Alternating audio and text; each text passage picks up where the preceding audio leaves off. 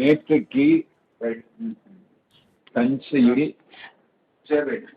மேகதாது அணை விவகாரத்தில் தாவேக அரசினுடைய நடவடிக்கைகளையும் தமிழக முதலமைச்சர் மதிப்பிற்குரிய விஜய் அவர்களினுடைய நடவடிக்கைகளையும்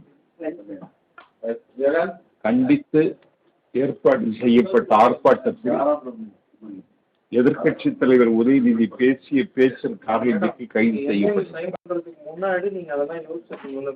எதிர்கட்சி தலைவர் என்ற உயரத்தை மறந்து அபத்தமாக பேசியதை விட ஆபாசமாக வேறு பேசியிருக்கிறார்.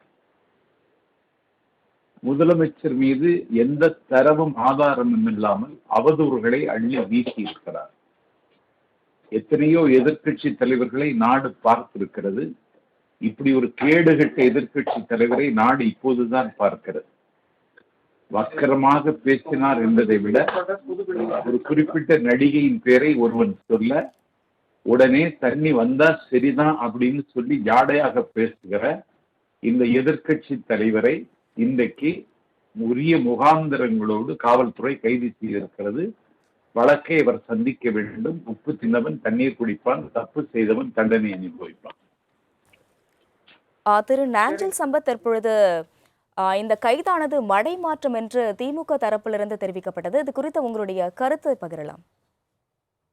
மாற்றமும் இல்லை, அவருக்கு தான் மடை மாற்றம். திமுகவினுடைய தலைமை பொறுப்பில் இருந்து ஸ்டாலினை அப்புறப்படுத்துவதற்கு அங்கே ஒரு கோஷ்டி வேலை செய்வது, அதற்காக இந்த வேடத்தை புரிந்திருக்கிறார் உதயநிதி.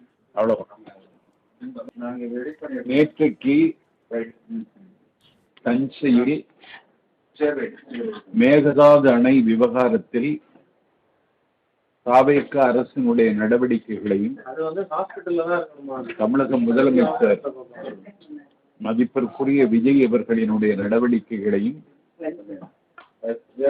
கண்டித்து ஏற்பாடு செய்யப்பட்ட ஆர்ப்பாட்டத்தில் எதிர்கட்சி தலைவர் உதயநிதி பேசிய பேச்சிற்காக இன்றைக்கு கைது செய்யப்பட்டார். எதிர்கட்சி தலைவர் என்ற உயரத்தை மறந்து அபத்தமாக பேசியதை விட ஆபாசமாக வேறு பேசியிருக்கிறார். முதலமைச்சர் மீது எந்த தரவும் ஆதாரமும் இல்லாமல் அவதூறுகளை அள்ளி வீசியிருக்கிறார். எத்தனையோ எதிர்கட்சி தலைவர்களை நாடு பார்த்திருக்கிறது. இப்படி ஒரு கேடுகட்ட எதிர்கட்சி தலைவரை நாடு இப்போதுதான் பார்க்கிறது. வக்கரமாக பேசினார் என்பதை விட ஒரு குறிப்பிட்ட நடிகையின் பெயரை ஒருவன் சொல்ல உடனே தண்ணி வந்தா சரிதான் அப்படின்னு சொல்லி ஜாடையாக பேசுகிற இந்த எதிர்கட்சி தலைவரை இன்றைக்கு உரிய முகாந்திரங்களோடு காவல்துறை கைது செய்திருக்கிறது. வழக்கை அவர் சந்திக்க வேண்டும். உப்பு தின்னவன் தண்ணீர் குடிப்பான், தப்பு செய்தவன் தண்டனை அனுபவிப்பான். திரு நாஞ்சில் சம்பத் தற்பொழுது இந்த கைதானது மடை மாற்றம் என்று திமுக தரப்பிலிருந்து தெரிவிக்கப்பட்டது. இது குறித்து உங்களுடைய கருத்தை பகிரலாம்.